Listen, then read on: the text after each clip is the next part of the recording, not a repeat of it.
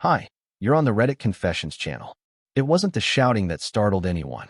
It wasn't even the words. It was the wine glass. The one she slammed on the marble counter. Not hard enough to shatter it, but hard enough to make every guest in the room freeze mid-laugh, mid-bite, mid-toast. Her jaw was tight. Her voice colder than the ice floating untouched in her drink. Either stay and listen to me, or walk away. I didn't respond. I didn't even blink. I just reached into my pocket, grabbed my keys, and walked out of that house we spent 6 years pretending to build together. But this didn't start there. No, that moment was just the peak of a much quieter storm. A long, dragging erosion that no one saw but me. You don't fall out of love in a single night, but you can get kicked out of it in under 30 seconds. And yeah, I guess I should have seen it coming. The signs weren't exactly subtle. Like how she started calling me bud instead of babe. Or how her phone started living face down on the coffee table, like it was suddenly allergic to sunlight. Or how she began smiling a little too brightly when replying to texts she wouldn't let me see. There was this one Tuesday, not a special one, just regular, soul-sucking Tuesday, where she was working late. Said it 3 times in one morning. I counted. She came back around 2 a.m., heels in hand, hair a mess, smelling like fancy hotel soap. When I asked what project kept her out so late, she blinked like I was speaking Latin. Don't start, Marshall. I'm not in the mood. Not in the mood to lie. Or not in the mood to pretend. I didn't ask. I just nodded. Like always. And then I cleaned the takeout containers she hadn't touched and folded her coat over the back of the chair because, of course, she'd dropped it on the floor. You know what's funny? She once told her best friend, while she thought I wasn't listening, Marshall's harmless. Like a lost puppy in a cardigan. And maybe I was. But even puppies bite when they've been kicked long enough. The night of the party, when she gave me that public ultimatum, she expected me to grovel. To stay. To beg for her attention like I always did. But I didn't. I left. Not because I was brave. Not because I had a plan. I left because, in that moment, walking away was the only thing I could do without falling apart in front of 30 people sipping rose and pretending not to stare. What I didn't know then was that my exit would ignite something. Not just in me. In her. And in someone else I hadn't even noticed watching. The sound of the front door closing behind me should have felt like relief. It didn't. It felt like failure. My shoes echoed down the pavement as I walked away from the party. But inside, everything was silent. No thoughts. No plan. Just this numb emptiness that clung to my chest like wet cement. I didn't even know where I was going. I just kept walking, hoping the night air would cool the shame burning through my spine. 15 minutes later, I found myself sitting in my car, parked 2 blocks away, gripping the steering wheel like it could hold me together. I stared at the glowing screen of my phone. No messages. No calls. Not even a sarcastic, "Where'd you go?" from Kendra. I guess walking out in front of her friends didn't even scratch her ego. That stung more than I expected. I scrolled aimlessly, pretending to look busy, when I noticed a notification buried in the corner of my screen. A voice memo from my friend Julia. Sent 6 minutes ago. Hey. Her voice crackled through the speaker. I don't want to make this worse, but I think you should know. She's been meeting someone. His name's Curtis. He works at her agency. I didn't want to say anything without proof, but tonight was the 3rd time I've seen them together. Same black Jeep. Same restaurant. I thought you had a right to know. I sat there frozen. Curtis. The guy she once called a creative genius, but kind of a jerk. The guy who always sent her memes that made her laugh harder than anything I said all week. Suddenly, all the late-night meetings, the unread texts, the strange defensiveness, they snapped together like puzzle pieces I'd been too blind to fit. And here's the humiliating part. I didn't feel anger. I felt relief. Finally, it wasn't just in my head. I wasn't overreacting or being paranoid or needy. There was something real. And real meant I could do something. Anything. Besides waiting for crumbs of attention. I messaged Julia. Thank you. She replied almost instantly. Please be careful, Marsh. She's not who you think she is anymore. I turned the engine on, then off again. My hand trembled against the keys. I could drive home and wait. I could confront her. I could shout, demand answers, ask why she let us rot while smiling at me across the breakfast table like nothing was wrong. But instead, I sat there until a knock on the window startled me. It was Kendra. Mascara smudged, jacket half-buttoned, face unreadable. She didn't say anything right away. Just opened the passenger door and slid in like nothing had happened. Like this was just another casual Tuesday. You walked out, she finally said, looking straight ahead. You gave me a choice, I replied, voice barely steady. Silence again. And then she said something that chilled me. You were never supposed to leave. What did that mean? Before I could speak, her phone buzzed in her lap. A message. A name lit up. Curtis. She tilted the screen away. But I'd seen enough.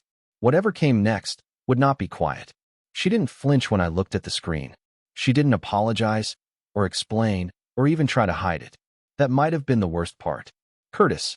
The name hung in the space between us like smoke. Thick. Lingering. Toxic. I stared at her. She just stared forward like we were parked in a drive-thru, and this was all just routine. Her silence wasn't shocked or guilty. It was calculated. Like she was waiting to see how small I'd make myself this time. I think she was testing me, seeing how far I'd let her go before I finally pushed back. You going to answer that? I asked, my voice quieter than I wanted it to be. She turned to me slowly and said, Why do you care? That question knocked the wind out of me. Not because I didn't have an answer, but because I had too many. I cared because I loved her. Because I spent years folding her laundry and pretending not to mind when she forgot my birthday. Because I memorized her coffee order, her favorite socks, the way she tapped her fingers when she was overthinking. I cared because I chose her. Every day, even when she stopped choosing me. I didn't say any of that, of course. I just laughed. Pathetic, I know, but it was the only sound I could make without sobbing. She looked at me like I was pathetic too, like she'd already decided I was weak, and nothing I did could change it. I'm staying at Andrea's tonight, she said flatly, grabbing her purse. You should go home and cool off. Cool off, I repeated. You humiliate me in front of everyone. Invite some guy named Curtis into your phone at 2 a.m. And I'm supposed to cool off? She finally snapped, whipping around. Nothing happened. God, you're exhausting. You always do this. Dig and dig until you create drama that isn't even there. Curtis is just a friend. Right. The kind of friend whose name gets hidden during conversations. The kind whose messages make her smile when she thinks I'm not watching. The kind she never once mentioned until I caught her red-handed. I don't trust you, I said. I didn't yell it. I just said it. And somehow, that landed harder than anything else. Her expression flickered, like she hadn't expected me to say it out loud. Like maybe, for 1 second, she remembered I had a spine. But then it was gone. Then maybe we're both better off, she said, slamming the door shut behind her. I watched her walk away down the sidewalk, her phone already in her hand. Already texting him, probably. I sat there, unmoving, listening to the click of her heels fade into the night. That was when it hit me. She'd been preparing for this. That ultimatum at the party? It wasn't heat of the moment rage. It was her way out. And I just handed it to her with my silence. I started the car and drove home. Every red light felt like a punishment. My head kept replaying the last few months. Canceled dinners, fake smiles, half-hearted kisses. The signs had been everywhere, and I ignored them like an idiot begging to be lied to. When I walked into the house, the air was too still. Her shoes weren't by the door. The scent of her perfume didn't linger in the hallway. It already felt like she'd been gone for years. I stood there in the dark, listening to the humming of the fridge, and realized I was alone. Not just physically, emotionally. Maybe I had been for a long time. I didn't sleep that night. Not really. I laid on the couch with my eyes closed and every light off, pretending rest would come if I just stayed still long enough. But my thoughts wouldn't let me. They kept replaying her voice, sharp, dismissive, surgical. Maybe we're both better off. I should have seen it for what it was. A statement, not a suggestion. Around 3 a.m., I wandered into the kitchen for no reason, opened the fridge, and just stared inside. Empty shelves. One half-open mustard bottle. A takeout container I couldn't remember ordering. It felt symbolic. Everything in this house looked normal until you really looked. Then you saw it. Things were missing, things were stale, and nothing had been touched with care in weeks. I walked into our bedroom. Her dresser drawer was half open. Some clothes were missing. Her favorite necklace wasn't hanging by the mirror. A travel-sized perfume was gone. And the tote bag she used for overnight yoga retreats had vanished. She didn't pack like someone storming off. She packed like someone who knew they weren't coming back. That was the moment it truly hit me. I wasn't her husband anymore. I was the placeholder. The background character in a story she'd already rewritten without telling me. I sat on the edge of the bed, staring at the floor for I don't know how long. My phone buzzed once, then again. I didn't check it immediately. I was afraid it was her. Or worse, not her. When I finally looked, there were 2 texts. One from Julia, the other from an unknown number. Julia's was short. She's not with Andrea. I just saw them. Her and Curtis. At that rooftop bar. Again. The second message said, "You deserve to know. She's been seeing him since December." No name. No explanation. Just a gut punch in digital form. December. That's when she started working late. That's when she got busier. That's when the kisses became quick pecks and the hugs turned into shoulder taps. I had spent nearly half a year convincing myself things would go back to normal. That she just needed time. That maybe I was being too sensitive. But in reality, I was being replaced. Quietly. Strategically. And all the while, I was the fool buying flowers, asking about her day, trying to plan weekend trips she'd always find excuses to cancel. I wanted to scream. Break something. Burn every photo of us smiling in front of tourist traps. But I didn't. Instead, I sat on the kitchen floor, scrolling through our old texts, trying to pinpoint the exact moment I stopped being enough. I saw one from January. Me. Do you want to go ice skating like we used to? Her. I'm not really into that anymore. Maybe you should ask someone else to go. At the time, I thought she meant it playfully. In hindsight, she meant it literally. When morning came, the sunlight didn't feel like hope. It felt like exposure. Like I couldn't hide in the night anymore. Everyone else would be starting their day, showering, grabbing coffee, heading to jobs they tolerated. And here I was, sitting in my robe, staring at the chair she used to drape her coat over, wondering if Curtis made her laugh harder than I ever could. I wasn't angry yet. I wasn't even heartbroken. I was hollow, like someone had scooped out the part of me that believed in second chances and replaced it with dust. But something else started to creep in. A question I couldn't ignore. What else didn't I know? Because if she was capable of lying about him, what else had she hidden behind that perfect smile? I should have deleted the messages. That would have been the smart thing to do. Block the number. Move on. But instead, I kept rereading them, as if staring at the same words over and over would somehow give me more answers. Each time I saw the line, "She's been seeing him since December," I felt something in my chest twist tighter. And yet, I still wasn't angry. Not the way people expect you to be when you find out you've been betrayed. I was curious. Numb, but curious. So I did what I never thought I'd do. I opened her laptop. It wasn't locked. It never had been. Kendra always said trust was the foundation of emotional maturity, whatever that meant. But apparently, emotional maturity didn't include honesty. The screen lit up. Desktop cluttered, browser already open. I didn't even have to dig. Her email was still signed in. Her chat app too. I wasn't expecting to find much, maybe a few vague messages or some flirtation. But what I found was so casual it made me sick. There was an entire thread between her and Curtis titled, "Only if Marshall knew," faced with tears of joy.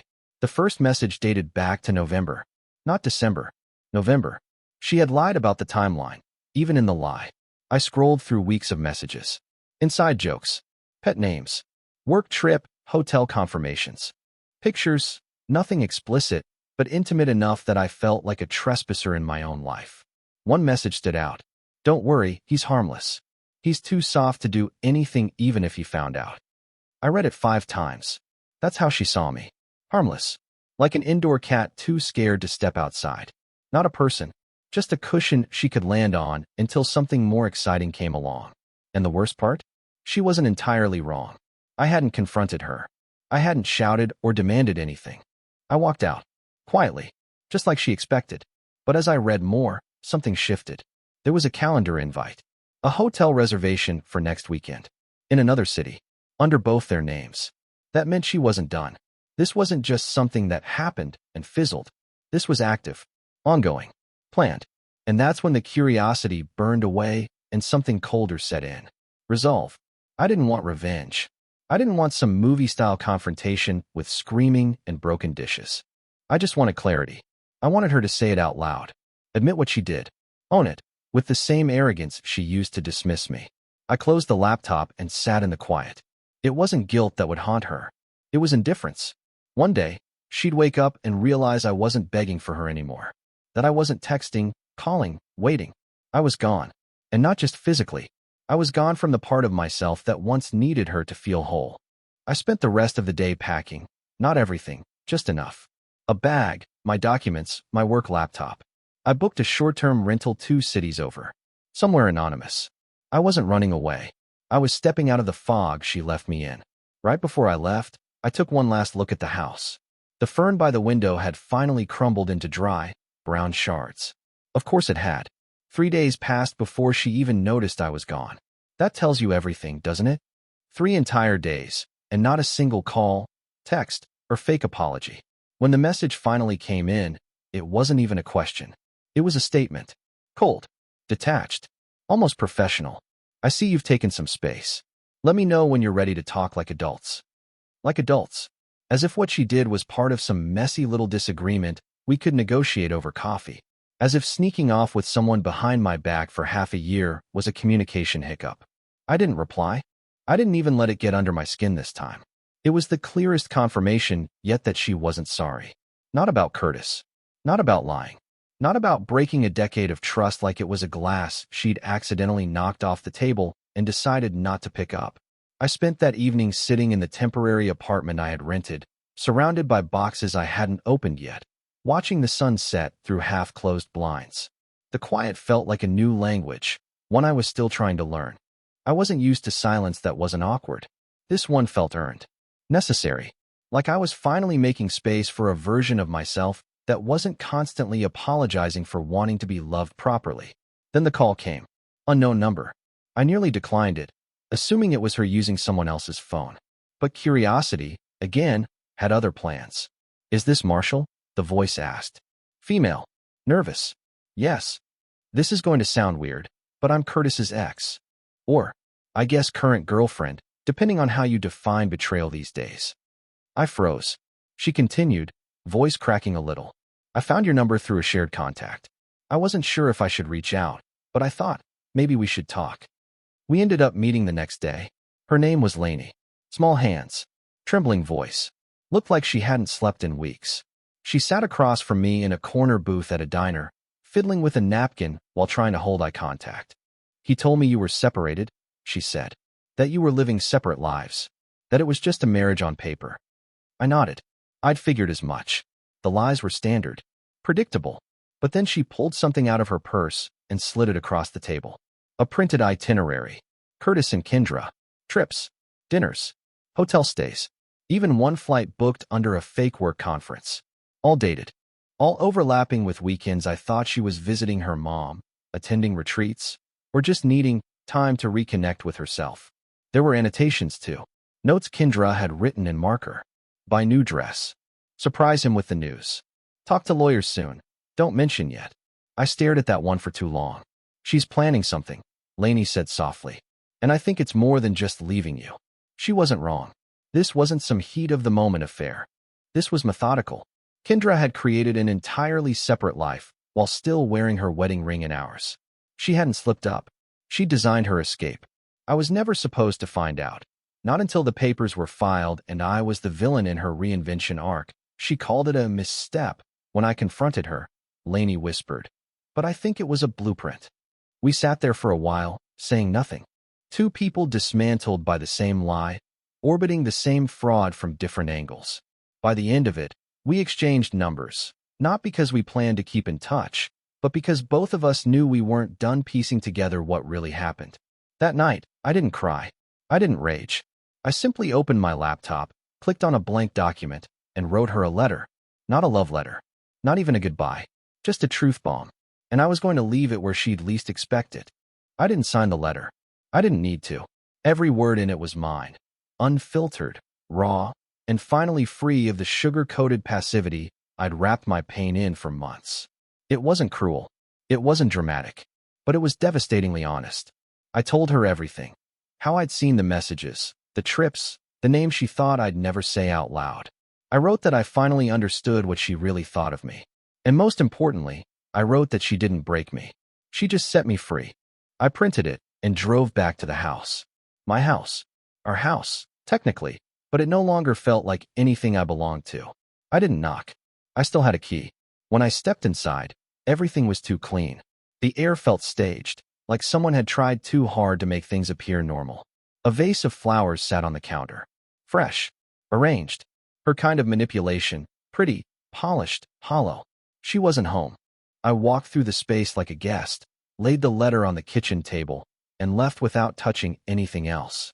Not even the doorknob on my way out felt like mine anymore. The next morning, she called. I let it ring out. Then she called again. And again. By the fifth attempt, I picked up. Not out of curiosity, but because I wanted to hear how she'd spin it. She didn't say hello. Didn't ask how I was. She jumped straight in. You went through my things. You violated my privacy. There it was. Not I'm sorry. Not you deserve the truth. Just immediate defense. She sounded more offended than ashamed. More furious than remorseful. That was her true face. Cornered, sharp, and still trying to win a game she'd already lost. I wrote you a letter, I said calmly. That's all I did. I didn't scream. I didn't destroy anything. I told you the truth, Kendra. Something you never gave me. She scoffed. You're making this so much more dramatic than it is. People have affairs. It happens. She said it like she was justifying a parking ticket. I should have been heartbroken. I should have felt betrayed all over again. But I didn't. Because in that moment, I saw her for what she really was. Not a complicated woman in a tough situation, but someone who lacked the courage to be decent. She didn't even try to fight for the version of herself I used to believe in. She called the letter a performance. Said I was trying to guilt trip her. Said I was being manipulative. And then she said it. I already filed. You'll be getting the papers soon. I figured it would be easier if I did it. No discussion. No warning. Just a clean cut. That was her final move. Beat me to the punch so she could control the narrative. Maybe she expected me to beg. Maybe she thought I'd be humiliated. But all I felt was clarity. She'd done me a favor. She'd ended what I was too tired to fix alone. I won't contest it, I said. But I'm not sorry I told the truth. She hung up. No goodbye. No final word. Just the sound of her disconnecting. Exactly like she'd been doing for months. Later that night, Julia texted me. She'd heard from someone that Kendra told everyone I was the unstable one. That I snapped at the party. That I stormed out because I couldn't handle her success. That the letter was my meltdown. I laughed. Honestly, I laughed. Because if that's the story she needed to tell to sleep at night, let her have it. I'd already lost her. I wasn't going to lose myself too. Just trying to correct a lie she needed more than I did. The real truth? She wasn't planning a better life. She was running from the mess she made. And one day, that mess will follow her. The divorce papers came in a plain white envelope. No note. No drama. Just a quiet, formal ending to a story that once felt like my entire life. I signed them the same day. No hesitation. No tears. Just a steady hand and a clear mind. There were no lawyers involved beyond the basic paperwork. No screaming matches. No final fight for dignity. Because by then, I had already taken it back. After everything, I didn't move back into the old house. I didn't want it. Every room held too many versions of me. Versions that begged, bent, and broke just to keep something alive that was already dying. I donated the couch we used to argue on. I sold the dining table where we sat in silence. I started over in a small, sunlit apartment with bare walls and a coffee machine I picked out without her voice in my head. And for the first time in years, I started doing things that felt like me again. I took long walks without checking my phone. I reconnected with friends I had slowly drifted from because she always made those friendships feel like a burden. I cooked meals I actually enjoyed instead of Googling dishes she wouldn't complain about. I even started journaling. Not to impress her, not to win anyone back, but to hear my own thoughts without someone else's voice drowning them out. One morning, I woke up and realized I hadn't thought about her once the entire day before. That was the turning point. I wasn't heartbroken anymore. I was healing. Not by replacing her, not by rushing into something new, but by remembering that I was enough before she ever convinced me otherwise. A few weeks ago, I ran into someone I hadn't seen since the party. One of her friends. She looked nervous, almost guilty. But I just smiled, said hello, and kept walking. I didn't need to prove anything. I wasn't the man they thought they saw that night. I was the man who walked away and kept walking. Kendra? She's still with Curtis, from what I hear. Or maybe she isn't. Honestly, it doesn't matter. She could rewrite the story 1,000 times. But I know how it really ended. Not with a fight. Not with revenge. With peace. with a man finally realizing that love without honesty is just control in disguise. And with me, no longer apologizing for existing. What moment in this story hit you the hardest? Have you ever walked away from something that no longer saw your worth? Let me know in the comments. I read every single one. And if this story resonated with you, don't forget to like, share, and subscribe to Reddit Confessions. Because some endings are really just the beginning.